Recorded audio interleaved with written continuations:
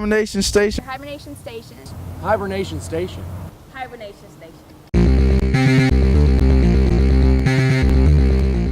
Hello, LR. I'm Ryan Pegarsh. And I'm Allison Floyd, here to bring you another edition of the Hibernation Station. With Valentine's Day spirit in the air, our very own Karan Boston took to LR's campus to see what people were doing for their Valentines. It's February, folks, and you know what that means. Valentine's Day is right around the corner. We're standing here in the beautiful Fritz Conrad lobby, and we're hoping to stop a couple students as they enjoy the Super Bowl party and ask them, what does Valentine's Day really mean to you? Standing with Doug Ellis. Doug, can we get a male's perspective on Valentine's Day? What does Valentine's Day mean to you? You know, I mean, if you do have that special someone, Valentine's Day is just a day to, just express how you feel. You don't have to do anything like too intense, but it's just, subtle things or whatever, just your relationship fits. Valentine's Day is just a special day between you and your special someone. All right, man. You already made your preparations for Valentine's Day? I actually have. I've made a few things going on. My girl is actually back in Atlanta, but she'll be coming up here, so we have a couple things planned. It's gonna be fun. All right, man. Hope you have a good one. Appreciate it. We're standing with freshman Ashley Lee, and we're going to ask Ashley today. Ashley, what does Valentine's Day mean to you? Valentine's Day to me means that you spend a day with them with a special someone that you love and show them how much you love them.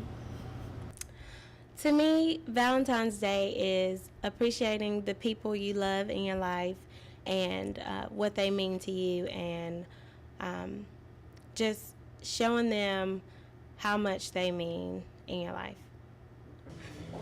Here we are with Jeremy and Shelby in a couple's perspective. Guys, what does Valentine's Day mean to you? It's just another day of the year with advertising and propaganda. You guys got anything else you want to add? I'll make it special for her, but I try to make every day special for her. Alright, that sounds sweet, man. I hope you guys have a great Valentine's Day, and thank you for your time. You too. Since Valentine's Day is centered around love, some students even put religion into the factor, showing the greatest love of all time. So even if Valentine's Day is centered around love, friends, or family, students at LR like to spend time with each other and spread the love that they have. So even if your Valentine's Day is centered around friends, family, your special someone, or even Jesus, we at the Hibernation Station would like to wish you a happy Valentine's Day. This is Karan Boston, your LR News. Thanks, Karan. I hope that everyone had a happy Valentine's Day. The basketball season is in full swing. I had the opportunity to talk to Coach Starkey and Coach Lentz about their place here in LR's history and the season thus far. Coach, now that you're the winningest coach in women's basketball history here at LR, how does it feel to have that honor and coming into your 7th season here? Yeah, it's pretty overwhelming, to be honest with you. I think it's something you really don't think about as you're just playing games, and then when it happens, you look at what you've accomplished and been able to do. It's really a reflection of having great players, and been very fortunate to be able to coach a lot of the best players in school history already in the last 7 years. So it's been a great thing. Pat Smith, who was the former record holder, did some amazing things here, and so definitely a tribute to her and what she was able to accomplish. But I'm just proud to be able to have done that. Coach, now that you guys are going into the second half of the season where you're playing everyone again, what is your expectations and who do you think is going to be a big impact coming into the second half of the season? Yeah, I think since our league this year is so tightly contested, is so much parity this year, it's going to take our upperclassmen leaders to really kind of push us through. Cameron Seeley and Whitley Culler play a huge role in what we do, and they're our captains. And our leading have done a great job for us this year statistically, but also on the court and off the court they've done a great job. And so really going to rely on them coming down the home stretch here to hopefully make a push on another conference championship. Thank you very much, Coach. Thank you.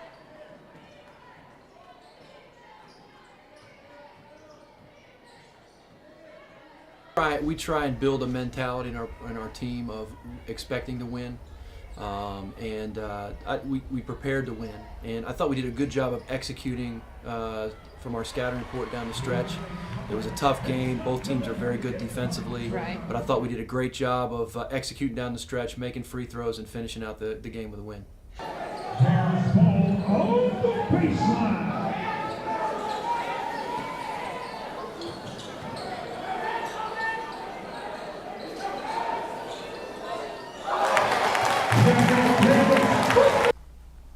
Coach, you started off this season on a little bit of a rough start, and after Christmas you guys got back DJ. How did his return impact the team this year? Well, the first couple games back he was in pretty good shape, but since then he is re-injured that knee, and we're trying to figure out why. We're waiting for the readings to come back for the MRI he had on Wednesday today. So I think it was some of the new people just starting to learn what we're doing. B.J. Beasley, the junior college kid, we had a freshman starting to point there up until 4 games ago. Now he's hurt. And then Denzel Dillingham was our leading scorer as a freshman, but he's out right now with a question of eligibility from the NCAA. So hopefully all these parts will get together sometime in February and make us a little bit better than we were when we started the year. What's your expectation for the rest of the season as you're coming down into the second half of seeing every team again? I hope we can win at least half of them, maybe more. I do things based on whether we're better in February than we are in November, and right now we are. And I want to try and keep improving, try to keep getting better, and we'll see how many wins that takes. Hopefully nobody else goes down with an injury, and like I said, get some people back from being injured or whatever, and then we'll see what we can do when we have all our parts together. With this being your 26th year of coaching, how does it feel to stay at a school for 26 years and having great tenure here at LR? I guess they didn't want 2 ways you can look at it. I was dumb enough to stay here this long, or they didn't want to get rid of me. I wanted the other. I don't know. It hasn't been that I hadn't tried to look at other situations, but I just haven't been fortunate enough, when I say fortunate enough, to move on, and this is not that bad a place. I mean, when I finished school here in '74, there was only 7,000 people in town, and now it's 50,000 people in town. So it's a little bit better. Of course, I liked it better then with 7,000 people because nobody knew what you were doing back then. Well, thank you very much, Coach. Thank you.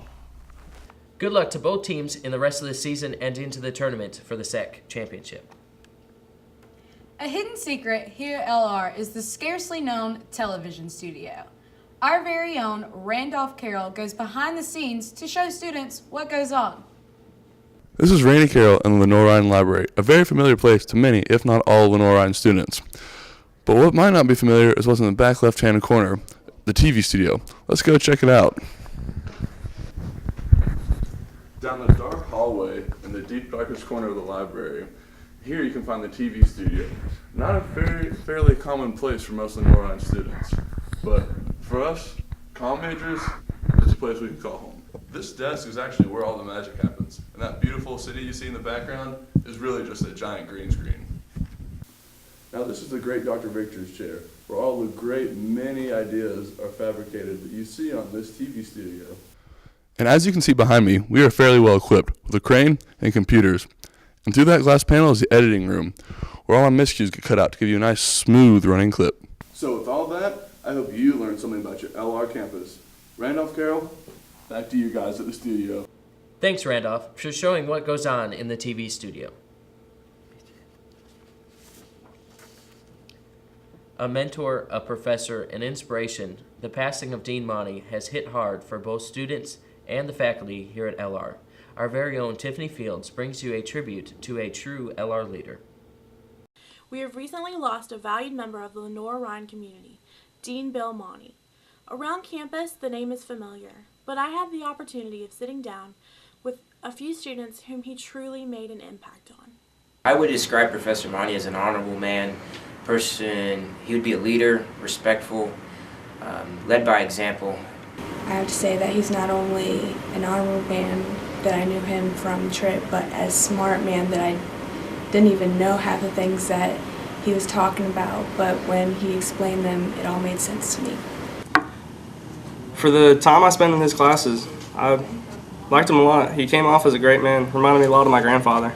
I would just honestly say that I think all his students had respect for him and that he was an honorable man. I just got to have some leadership experiences, to learn about becoming a leader in college and throughout life. And all of that was because of Dean Monty. And he came on the trip and he talked to us, and the inspiration that he gave us was something I'll never forget. So Dean Monty will truly be missed. I just remember the smile on his face when we said something about it and started talking about it, and he was, supportive, and he was going to be there for us. And coming back to campus when we started having meetings, he was always there at all the meetings, and he was supportive to all of us. He was a great man. Learned a lot from him. I would have to describe Professor Monty as an intelligent, smart, kind, someone who's willing to sacrifice all their time for somebody. He was always there for us, and I know he was there for all the students. He was willing to give his time up if you needed help, and that's how I'll remember Professor Monty. I give my condolences for Professor Monty's family, and I hope that, I know that he will have an everlasting impact on this campus, not only from the way he was in the classroom, but as he was as a man and as a professor and as the dean of his college. So I just say he was a great man that was lost.